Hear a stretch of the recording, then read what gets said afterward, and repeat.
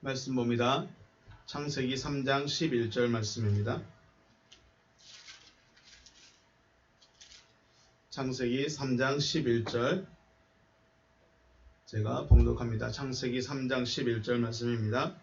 이르시되 누가 너의 벗었음을 내게 알렸느냐? 내가 내게 먹지 말라 명한 그 나무 열매를 네가 먹었느냐? 아멘. 원문으로 한번 보시겠습니다. 원문으로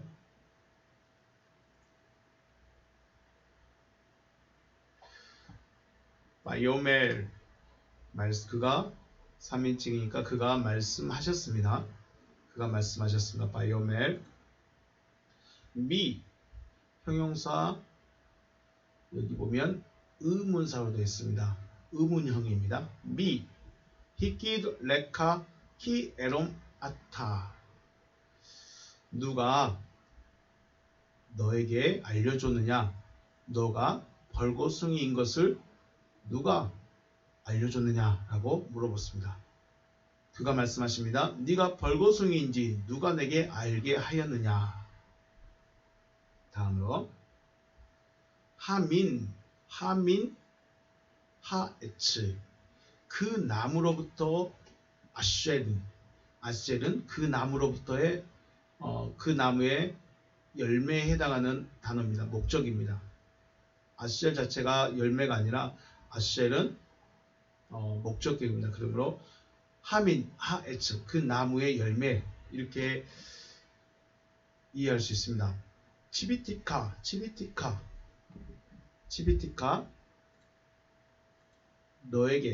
내가 너에게 명령했다. 레빌리티 하지 마라. 부정사죠. 레빌리티 하지 말라. 아칼 민멘 그것으로부터 먹지 말아라. 그리고 아칼레카 네가 먹었다. 다시 한번 보시면 그 나무로부터 난 것을 이 것이 바로 아셀 목적격에 해당하는 겁니다. 아셀 그 나무로부터 난 것을 결코 먹어서는 안 된다고 내가 명령하였으나 네가 먹었느냐? 뭐로부터 먹었죠? 그 나무로부터 먹었냐 아닙니다. 그 나무로부터 하민 하에츠 그 나무로부터 먹었느냐? 자, 3장 11절 말씀은 두 문장입니다. 두 문장인데 한 문장으로 되겠습니다. 왜냐하면 앞에서 다시 보시면 여기 하민이 보면 의문사 전치사 되어 있습니다. 하민이 의문사와 접속사 전치사로 의문사와 전치사로 되어 있습니다. 그래서 이 앞에 문장은 이 의문사에서 한 문장이고 여기는 하민으로 해가지고 한 문장 이렇게 두 문장으로 이해하는 것이 옳습니다. 자, 첫 번째 문장에서의 핵심은 누구입니다. 누가 보시면 바이오메 미 히키드 레카 키 에룸 아타 누가 너의 벗었음을 네가 벌거숭인지 누가 너에게 알게 했느냐 이거죠. 두 번째 소절은 그 나무로부터 먹었냐라는 질문입니다. 수식어죠. 결국은 제 가장 앞에 있는 하민 하이츠와 아칼레카 그 나무로부터 먹었다. 네가 먹었다. 나머지는 수식어들이 되는 거죠.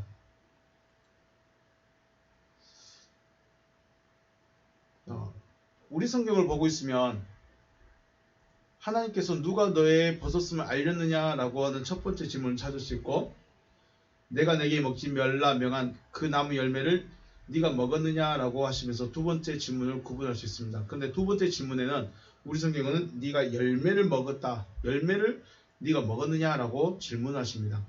그러면 이 말하는 누가와 그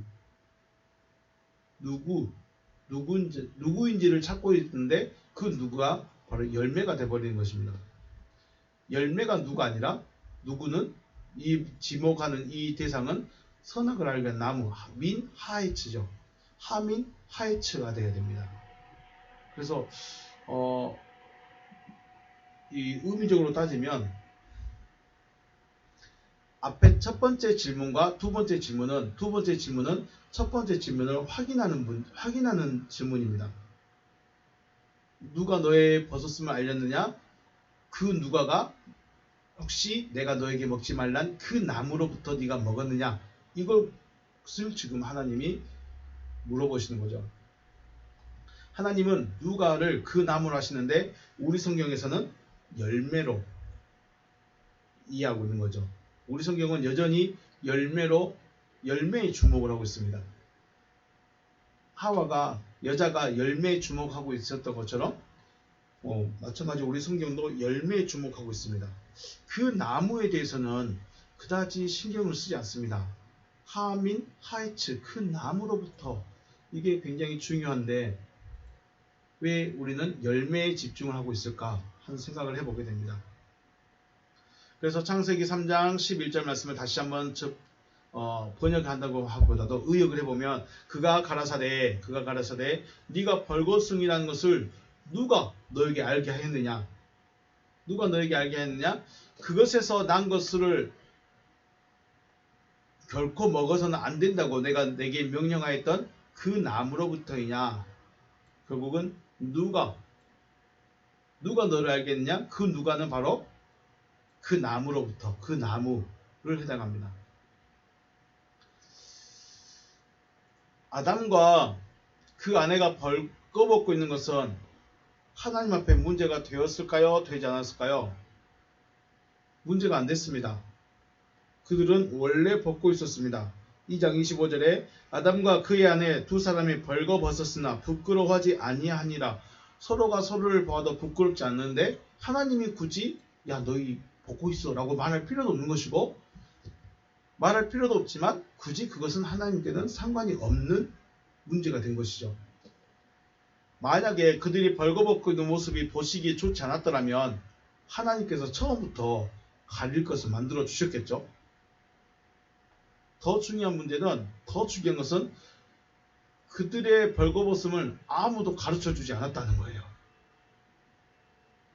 벌거벗음을 가르쳐 줬을까요? 안 가르쳐 줬을까요? 하나님은 지금 누가 너의 벌거벗음을 알게 했느냐라고 질문을 잘 생각해 보셔야 됩니다. 누가 너의 벌거벗은 것을, 네가 벌거숭이인 것을 알게 했느냐? 물어보시죠. 그 나무로부터 먹었느냐? 그 나무로부터 먹었기 때문에 자기들이 벌거벗은 것을 알게 되버린 거예요. 결국은 그 벌거벗음은 아무도 가르쳐 주지 않았어요. 나무로부터 하나님께서 먹으면 안 된다, 절대로 먹으면 안 된다, 먹으면 죽는다 하는 그 나무로부터 먹고 나니까 눈이 밝아져서 자신들이 벌거벗은 걸 알게 되었죠. 우리는 이것을 의식이 생겼다. 혹은 안목이 생겼다. 라고 표현을 합니다. 이게 비유가 될지 모르겠습니다. 한번 생각해 보시게요. 아이가 넷인데 첫째 아이는 남자아이고 나머지는 여자아이들입니다. 제가 아이들의 샤워를 전담하다시피 하는데 언제까지나 샤워를 시켜줄 수는 없겠죠. 아빠지만 여자아이들이 자신들이 여자임을 알고 또 부끄러워한다면 조금이라도 부끄러워한다면 그때부터는 엄마가 도와주든지 스스로 샤워를 하든지 할 것입니다. 핵심은 언제 이 아이들의 이러한 의식을 가지게 될 것인가 하는 것이죠. 나는 여자이고 그래서 아빠지만 샤워를 아빠가 시켜주는 것이 좀 부끄럽다. 의식이 생기는 거죠. 그때부터는 아빠가 샤워에 개입하면 안 되겠죠. 의식을 가지게 되는 그때부터는 제가 샤워를 도와줄 수가 없습니다. 요즘에 먹거리에 대해서 관심이 굉장히 많은데 과일이 됐든 고기가 됐든 하다못해 나물류가 됐든 그 모든 것들에 대한 안목, 안식, 의식이 달라지면 먹는 것이 달라지죠. 지금 그겁니다. 결국은 누가 나로 하여금 알게 해주는 것도 문제지만 내가 그것을 어떻게 인식하느냐 혹은 의식하느냐, 안목이 열렸느냐에 따라서 달라진다는 것입니다. 아담과 그 아내는 아내의 벌거벗음은 누가 알려준 것이 아니라 그들 스스로 알게 됐습니다. 물론 선악을 알게 한 나무로부터 먹음으로 이런 눈이 밝아진 것이 맞죠? 그럼 뱀의 말도 맞는 거죠. 뱀의 말도 맞습니다. 선악을 알게 한 나무로부터 먹고 난 이후에 그들의 눈이 밝아져서 그들의 안목이 생겼습니다. 의식, 조금 더 자의식이라고 스스로 생각할 수 있는 이 능력이 생겨버린 것이죠. 결국은 선악을 알게 한 나무가 알려준 것이 아니다. 스스로 알게 됐다는 거죠. 그러면 우리가 여기서 생각할 게 뭐냐? 바로 의식의 문제입니다. 우리가 무엇을 의식하고 있는가? 우리가 무엇을 인식하고 있는가? 어떻게 인식하고 있는가? 우리의 안목이, 우리의 선입견이라는 그 부분이 과연 어떻게 형성되어 있는가? 굉장히 중요합니다. 예를 들어서 우리가 주일에 예배를 드리지 않는 것을 지금은 많이 무뎌졌죠. 주일날 예배 안 드리면 어떻게 됩니까? 죄로 여겼어요? 안 여겼어요? 죄로 인식을 합니다. 저는 고등학교 때 그렇게 했습니다. 예배를 안 드리면 이건 죄입니다. 그런데 요즘은 안 그렇죠. 상황에 따라 드릴 수도 있고 안 드릴 수도 있고 갈 수도 있고 안 들어갈 수도 있고, 네, 인식의 차이가 생겼습니다. 11조를 드리지 않는 것을 뭐로 여겼습니까? 죄로 여겼습니다. 다른 일을 비방하거나 욕하는 것도 죄로 여겼습니다. 그래서 교회 다니면 욕하면 안 되고, 교회 다니는 사람이 욕하면 와, 저 사람 교회 다니는데 욕한다, 이런 말 하게 되는 거죠. 인식이 달라진 겁니다. 이런 것들을 이외에도 많죠. 왜냐하면 이런 것들이 왜 죄로 인식하냐? 성경에서 그것을 죄라고 했거든요. 안식일날 내 앞에 나와라. 안식일날 예배 드려라. 11조 내라. 그리고 다른 사람 욕하지 말고 때리지 말고 비방하지 마라. 죄라고 해놨기 때문에 우리는 이것들을 들었고 배웠고 의식하고 있다는 것입니다. 의식을 하고 있는 법 자체가 이제 우리 안에서 뭐가 됐어요?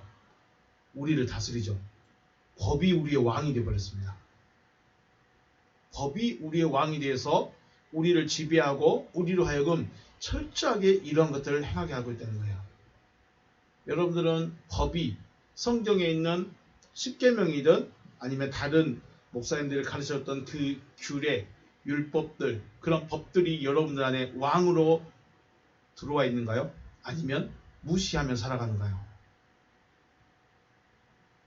우리는 그렇게 배워왔습니다. 안 하면 안 돼요. 봉사, 헌신, 희생, 안 하면 안 돼요.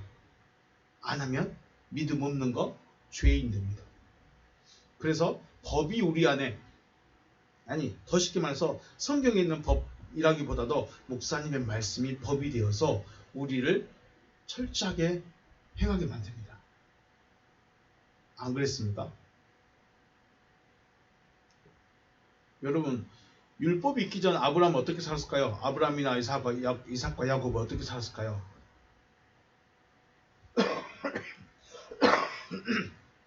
그들은 법에 매여 있지 않죠. 이때는 법이 없었으니까. 아브라함, 이삭, 야곱 때는 법이 없었으니까 법에 매여 있는 자들이 아닙니다.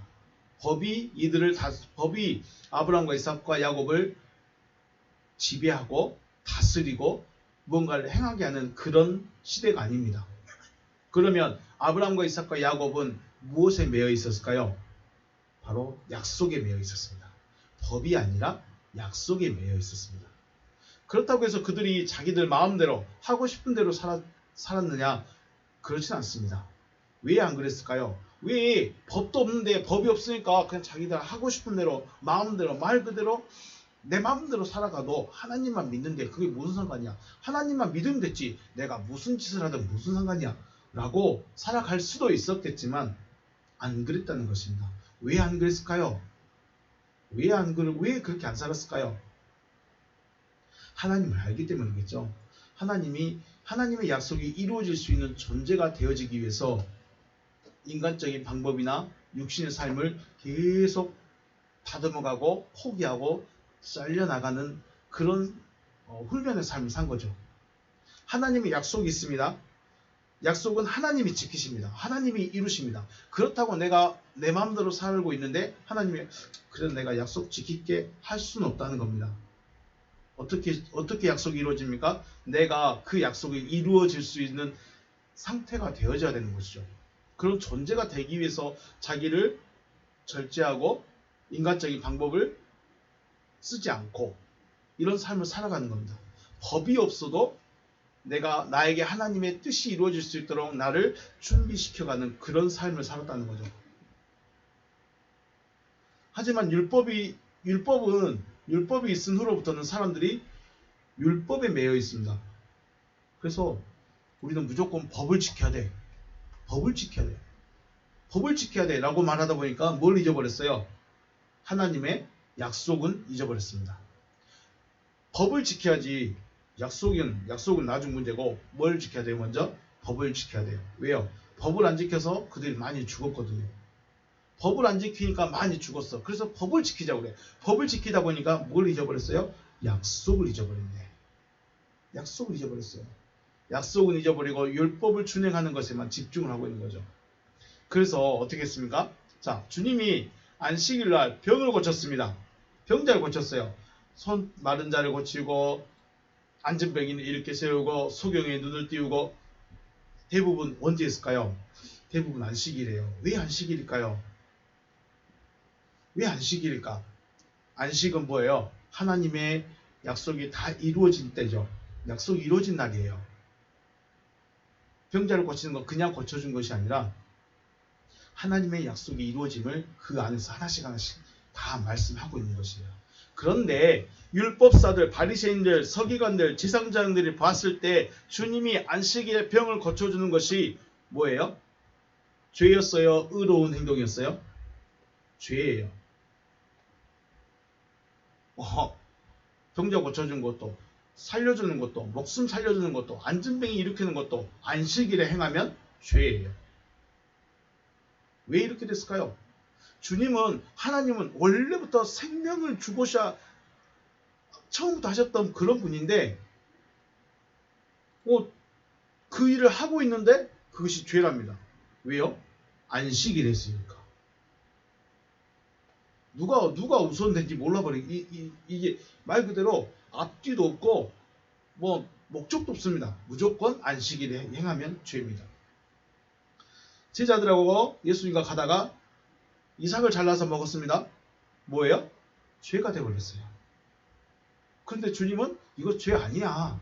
안식일에 병 고치는 거 죄 아니야. 너 같으면 네 양이 우물에 빠졌는데 안식일이라고 놔두겠냐? 건져낼 것 아니야.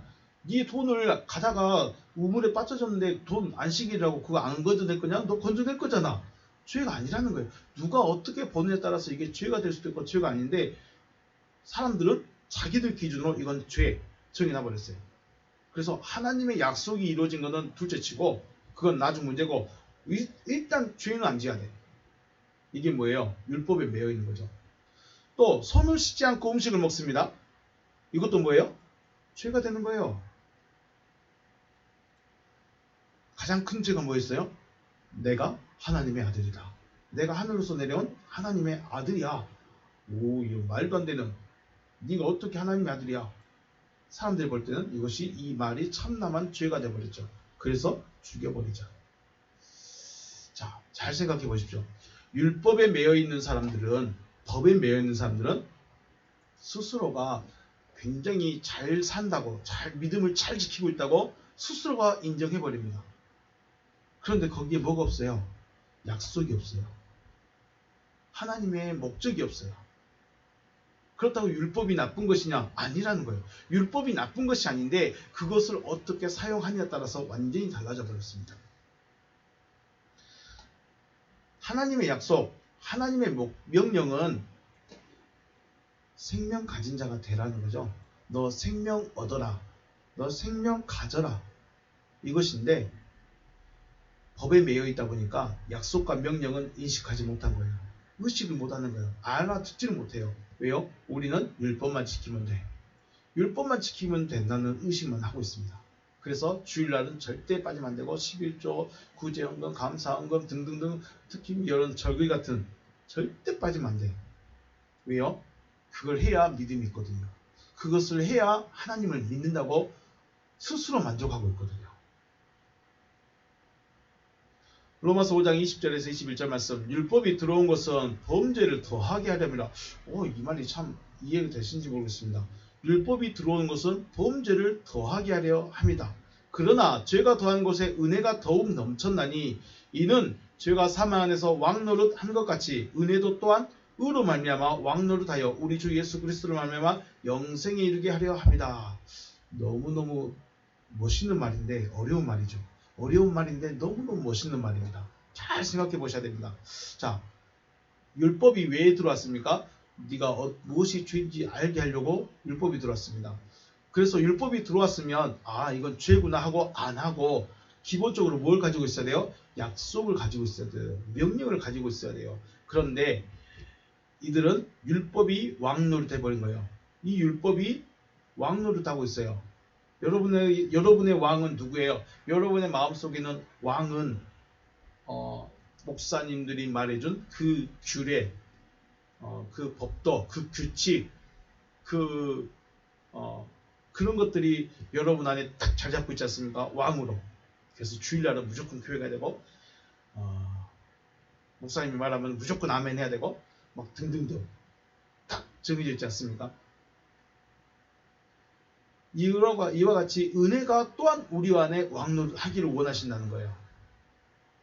자, 이걸 한번 생각해 보겠습니다. 애굽의 생활의 방식대로 살아오던 이스라엘 백성들, 출애굽하기 전에 애굽의 생활 방식대로 살아가던 이스라엘 백성들, 하나님이 보실 때 이들은 누굴까요? 어떤 존재들일까요? 우상을 섬기는 이방인에 불과하겠죠. 이방인과 다를 바가 없어요.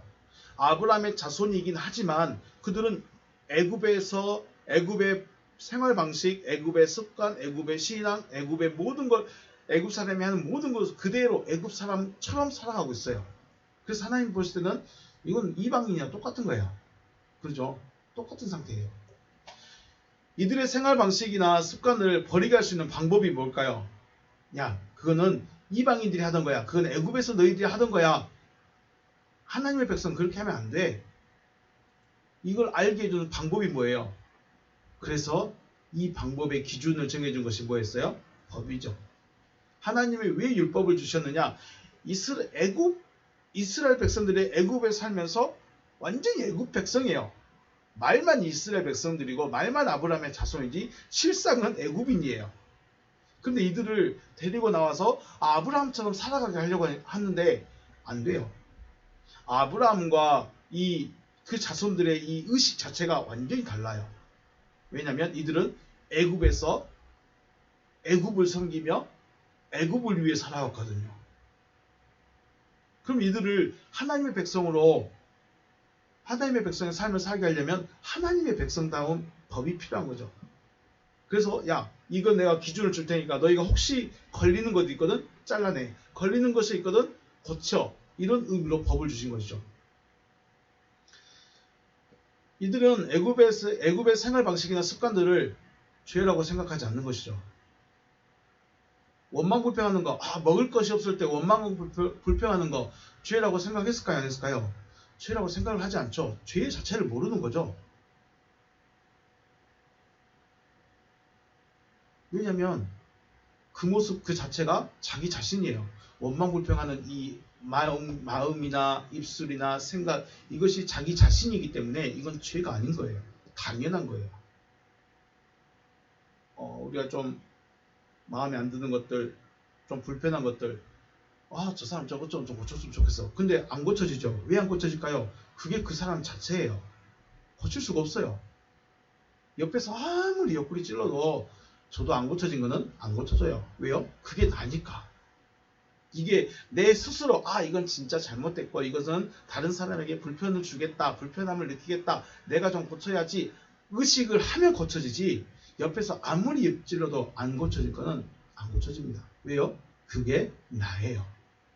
이스라엘 백성들에게 원망불평하는 것은 죄가 아니에요. 오늘 하루도 우리나라 백성들, 우리나라 사람들 뭘 좋아합니까? 오늘 하루 겁나 열심히 일해놓고 아유 죽겠네, 힘들어 죽겠네.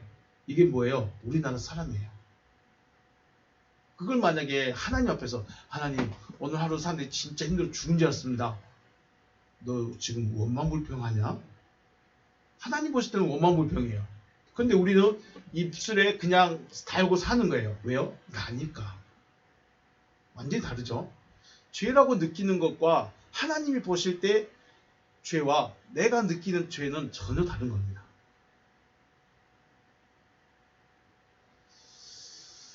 자, 하지만 하나님의 법에 자신들을 비춰보니까 애굽에서의 생활 방식은 다 뭐예요? 다 죄예요.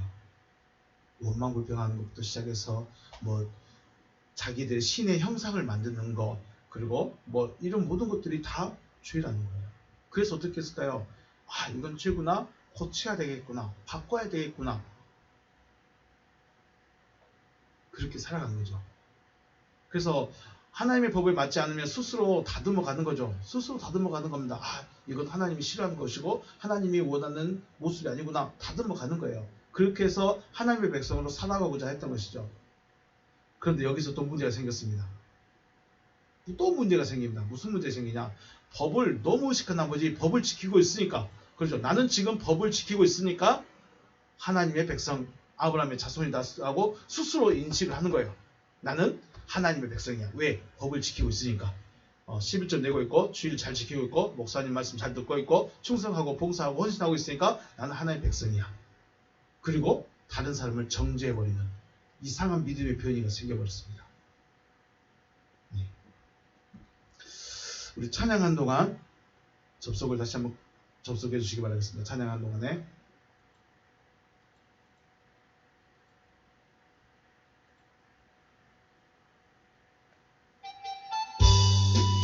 찬양하겠습니다. 찬양한 동안 접속을 끊으시고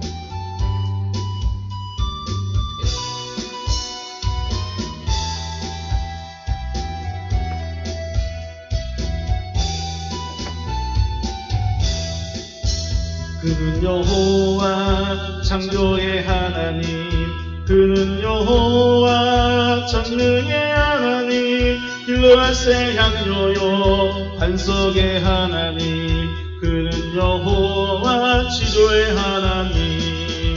찬양하세 할렐루야, 찬양하세 오 할렐루야. 그는 여호와 창조의 하나님, 그는 여호와 지조의 하나님. 지존의 하나님, 아브라함의 하나님, 여호와 샬롬 평강의 하나님, 이스라엘의 하나님, 영원한 하나님, 그는 여호와 지조의 하나님. 찬양하세 할렐루야, 찬양하세 오 할렐루야. 그는 여호와 전능의 하나님, 그는 여호와 지조의 하나님. 여호와 이레, 그는 나의 공급자, 구원의 하나님, 구주의 하나님. 아들을 보내어 그를 증거하셨네, 그는 여호와 지조의 하나님. 찬양하세 할렐루야, 찬양하세 오 할렐루야. 그는 여호와 전능의 하나님, 그는 여호와 지조의 하나님. 여호와 이레, 그는 나의 공급자, 구원의 하나님, 구주의 하나님. 아들을 보내어 그를 증거하셨네, 그는 여호와 지조의 하나님. 찬양하세 할렐루야, 찬양하세. 그는 여호와 전능의 하나님, 그는 여호와 지조의 하나님.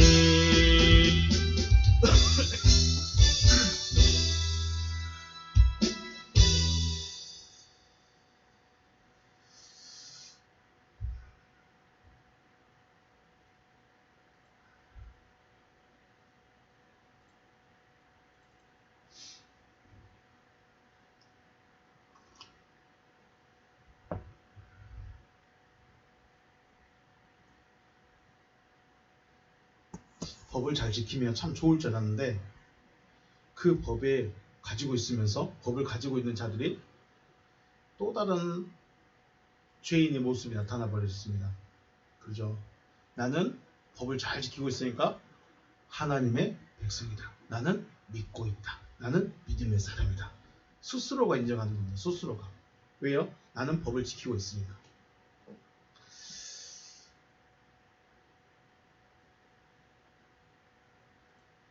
그래서 겉으로만 준행하는 법이 아닌 존재를 바꿀 수 있는 방법으로 그리스도께서 사람들 안에 직접 들어가셔서 이제 역사를 하여야 하겠다 하셔서 주 예수께서 오셨고 죽으시고 부활하셔서 그리스도로 사람들 안에 들어가시는 거죠.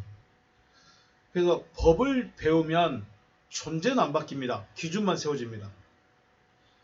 그리스도께서 들어오시면 법은 잘 모릅니다. 그런데 존재가 바뀝니다.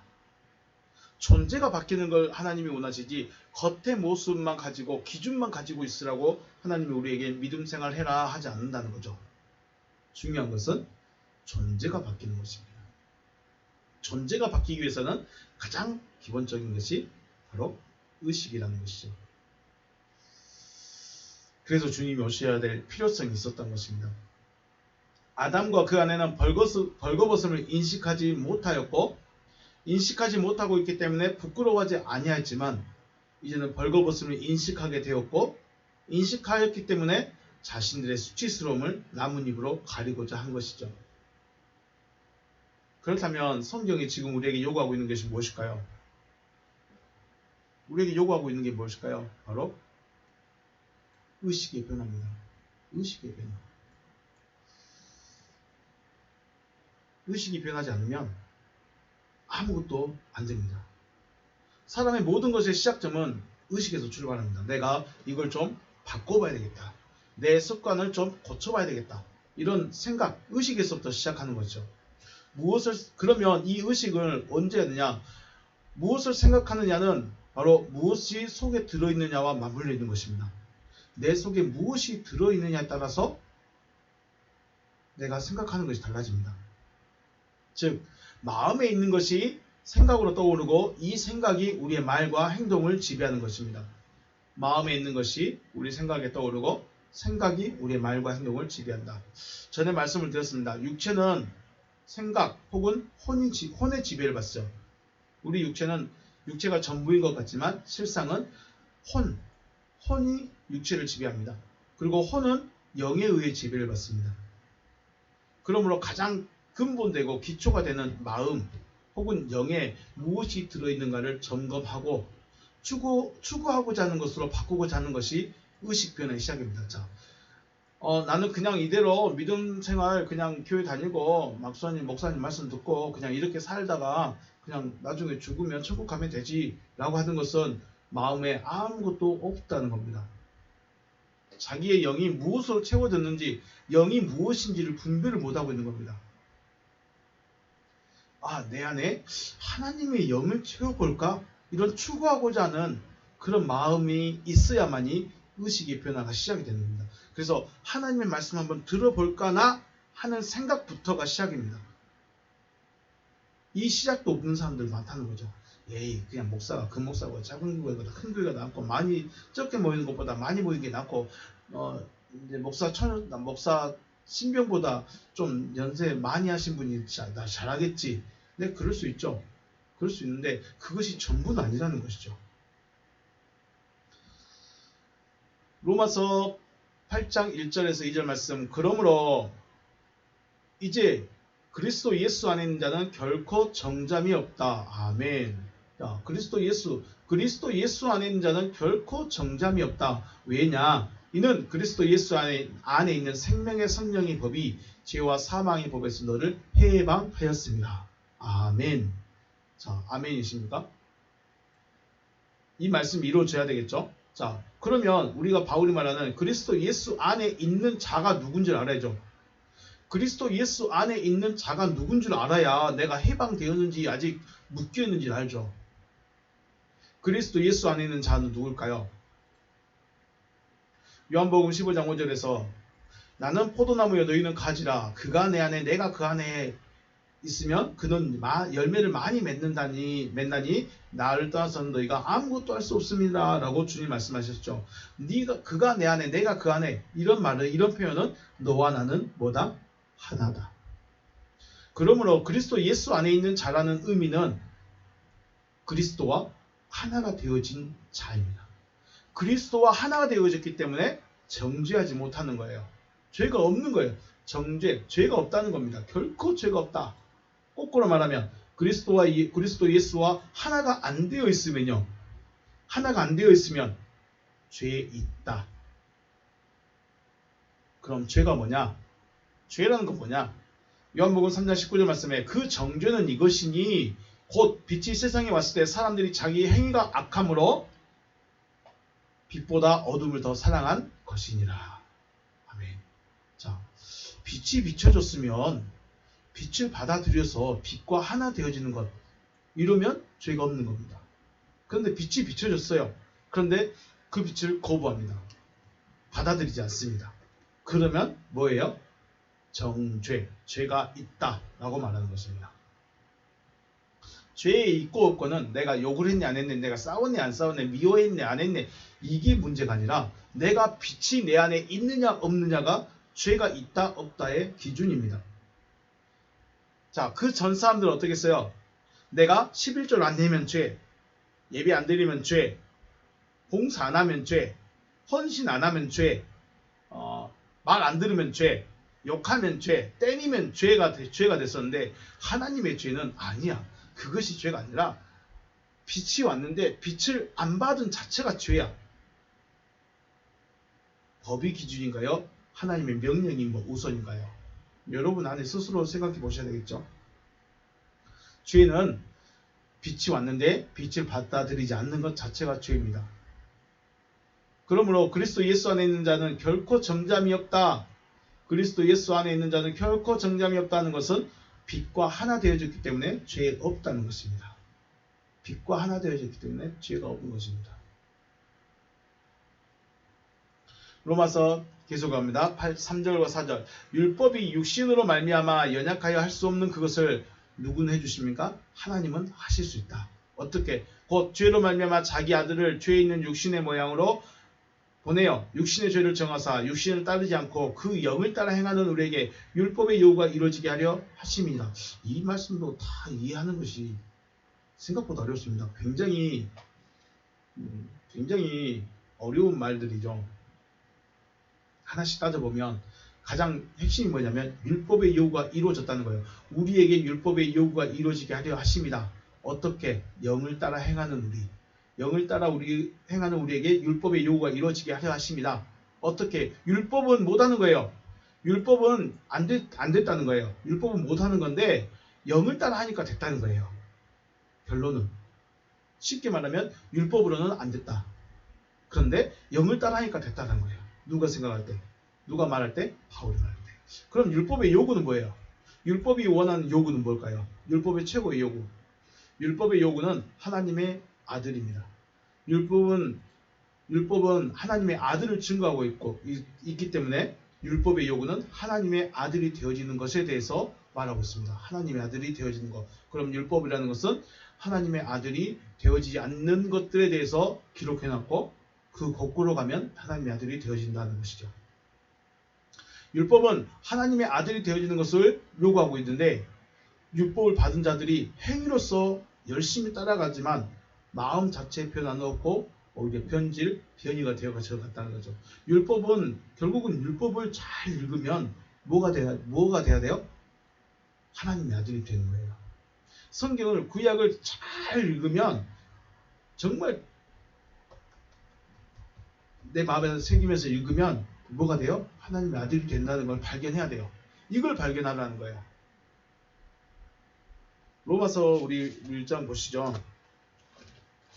로마서 연구할 때 1장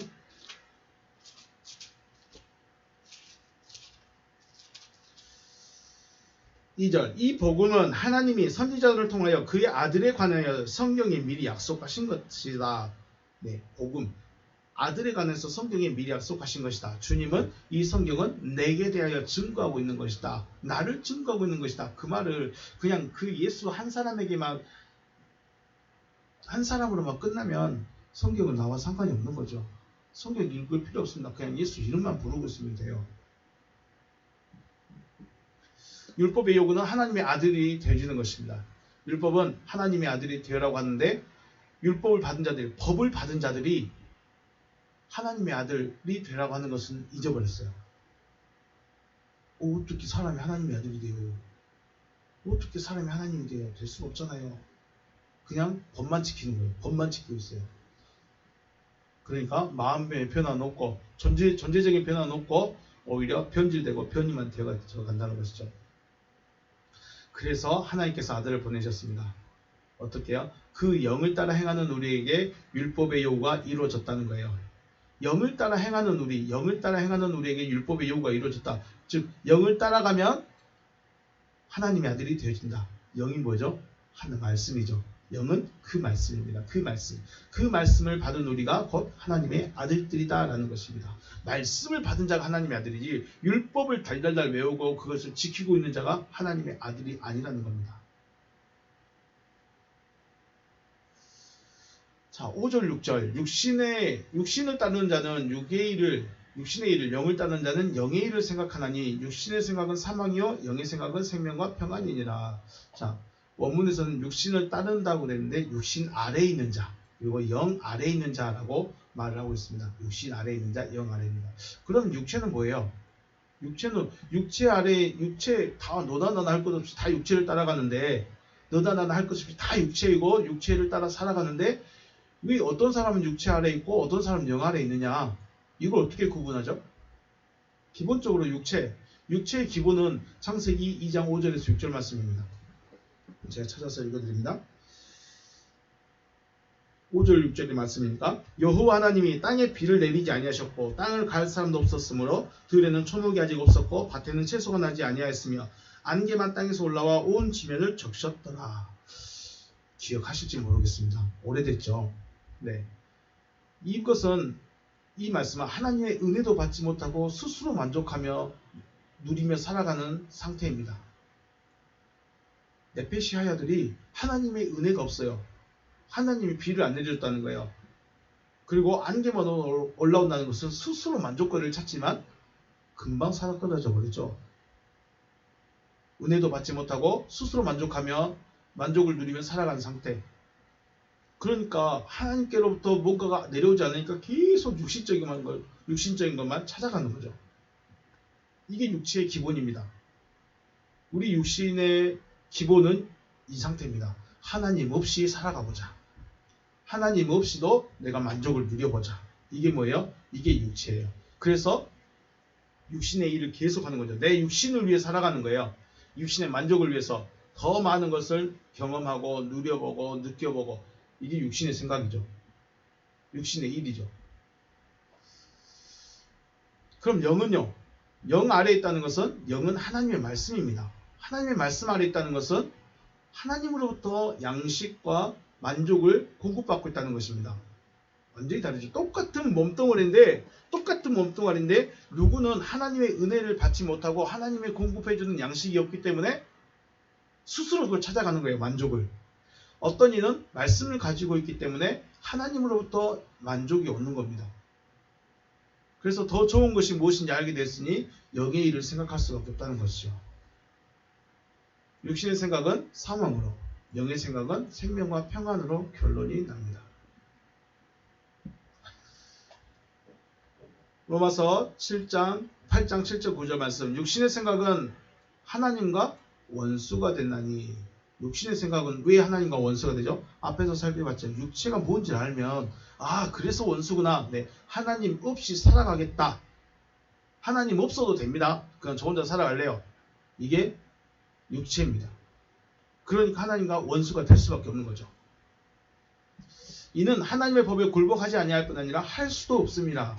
육신에 있는 자들은 하나님을 기쁘시게 할 수 없느니라. 만일 너희 속에 하나님의 영이 거하시면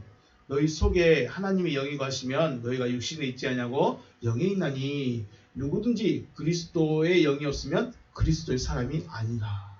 아멘. 자, 여기 말씀을 자세히 보시면 그냥 결론만 말씀드리면 그리스도의 영, 그리스도의 말씀, 그리스도의 말씀을 가지고 있어야 그리스도의 사람입니다. 왜 그리스도의 말씀이 필요하고 왜 그리스도의 말씀이 있어야 되느냐? 그 그리스도의 말씀이 바로 영이고 생명이기 때문이죠. 율법은 우리를 도덕적, 윤리적으로 선하고 착하게 규제할 수는 있습니다. 교회 다니는데 좀 착하고 선하게 살지, 욕도 좀 하지 말고 좀 은혜스럽게 그냥 좀 이해하면서 그렇게 살아갈 수 있습니다. 뭐죠? 율법은 우리를 도덕군자로 만들어갈 수 있습니다. 우리를. 하지만 하나님은 이것을 기뻐하지 않는다. 도덕군자를 기뻐한 게 아니에요. 하나님이 기뻐하는 것은. 하나님이 너 진짜 착하게 살았다. 근데 여전히 내 원수네. 그래 네가 착하게 산 건 알겠는데 넌 여전히 육체를 따라 살아가기 때문에 너는 내 원수야. 이렇게 돼버린다는 거죠. 그래서 하나님이 원하시는 것은 뭐예요? 존재의 변화입니다. 존재의 변화. 존재의 변화는 의식으로부터 시작되는 거죠. 의식의 변화는 그리스도의 말씀을 들음으로부터 시작이 됩니다. 그리스도의 말씀을 들어야 의식의 변화가 시작됩니다. 자, 성경은 이것을 무덤에서의 부활 혹은 거듭남이라고 말합니다. 부활이 있는데 어디서 부활입니까? 의식의 변화를 무덤에서의 부활이라고 말합니다. 생각의 변화를. 아담의 의식의 변화는 자신을 바라보고 자신을 숨기는 변화였습니다. 원래는 부끄러움도 없었고 하나님 앞에 아무런 문제가 없었습니다. 그렇죠? 아담은 아무런 문제가 없었어요. 그런데 의식이 바뀌었어요. 어떻게 바뀌었어요? 부끄러움으로. 자기를 보고 자기를 숨기는 의식으로 바뀌어버렸어요. 그러면 하나님은요? 어떻게 해줘야 될까요? 자기를 숨기고 부끄러워하는 이 의식을 다시 원상태로 바꿔놔야 되겠죠. 다시 원상태로 바꿔놔야 돼요. 아담의 변화된 의식이 또 애굽화된 이스라엘 백성들의 의식이 하나님과 원수였던 자연인의 나의 의식을 하나님의 의식으로 바꾸지 않는 것이 문제이고 이것이 죄입니다. 자, 아담이 어떻게 변했다고요? 아담이 어떻게 됐어요? 원래는 부끄러움이 없었죠. 원래는 벗고 있었는데 부끄러움이 없었어요. 그런데 바뀌어버리니까 자기를 바라보고 자기를 숨기는 변화가 생겼어요. 이 상태가 뭐예요? 죄예요. 자기를 바라보고 자기를 숨기는 상태 자체가 죄예요. 그럼 하나님은 어떻게 해줘야 될까요? 다시 원래대로 바꿔놔야 되겠죠. 부끄러워하지 않고 자기를 숨기지 않는 상태로 다시 바꿔줘야 돼요. 이 바꾸는 일이 곧 하나님의 역사입니다. 창조 일이죠. 자, 애굽하던 이스라엘 백성들의 의식, 전혀 하나님을 의식하지 않죠. 전혀 하나님에 대한 어떠한 것도 별로 없습니다. 그냥 우리 조상들이 믿었대, 우리 조상들에게 약속했대. 그런데 그들의 삶은 애굽 사람이야. 그럼 하나님 어떻게 해줘야 될까요? 이들의 의식을 바꿔줘야 되겠죠. 너희는 애굽 사람이 아니고 내 백성이야. 내 백성은 나의 통치를 받아야 돼. 이것 말하는 거죠. 하나님과 원래는 우리는 뭐예요? 하나님과 원수인 자연인의 나입니다. 자연의 나. 원래 엄마 아빠로부터 태어난 원래의 나는 하나님과 상관이 없는 존재죠. 뭐가요? 의식 자체가. 우리는 하나님을 잘 몰라요. 하나님을 몰라요. 그럼 하나님 어떻게 해야 될까요? 이걸 바꾸고 싶어진 거예요. 하나님을 아는 자로. 바꾸고 싶은 거예요. 의식을 바꾸고 싶은 거예요. 이 바꿔버리는 게 뭐예요? 바꾸는 작업이 바로 무덤에서의 부활입니다.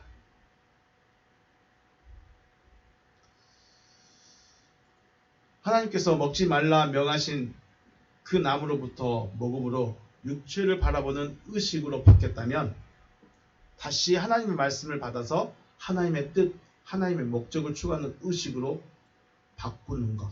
우리는 이게 필요합니다. 이게 성경이 지금 우리에게 요구하고 싶은 거예요. 지금 성경이 우리에게 요구하는 것은 생각을 좀 바꿔라. 생각을 바꾸라는 겁니다. 어떤 생각이요?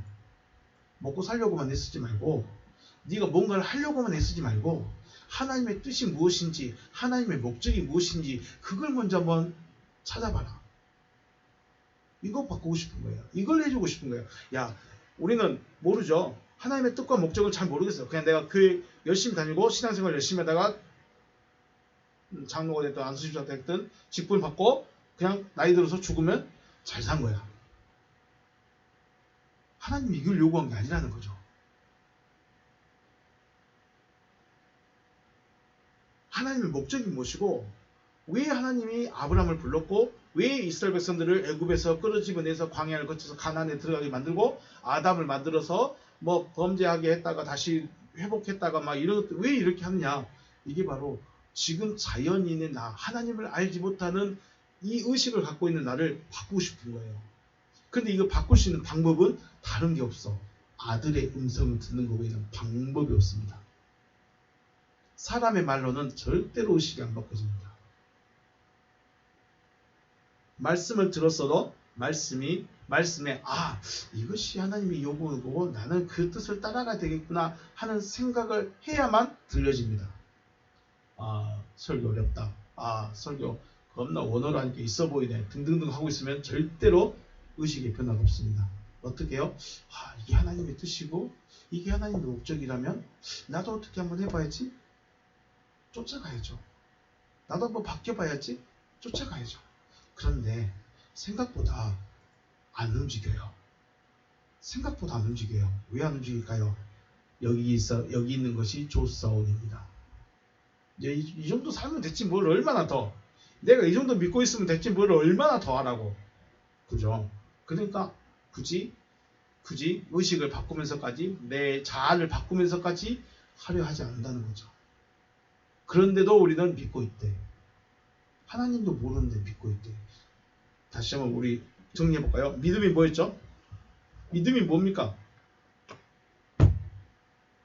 믿음은 하나님의 계획을 내가 받아들이는 겁니다.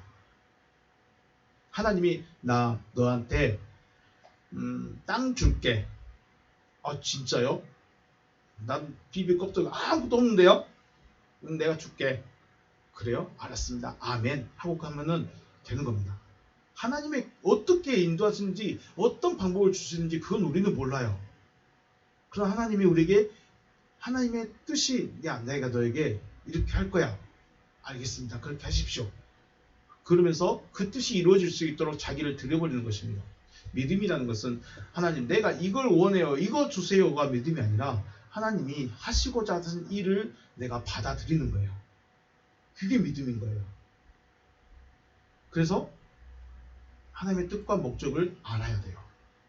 이걸 모르면서 믿는다는 것은 말이 안 된다는 겁니다. 하나님의 뜻과 목적도 모르는데 믿는다. 말이 안 되는 겁니다. 믿음 자체라는 것이 말이 안 된다는 거예요. 오늘 창세기 3장 11절 말씀은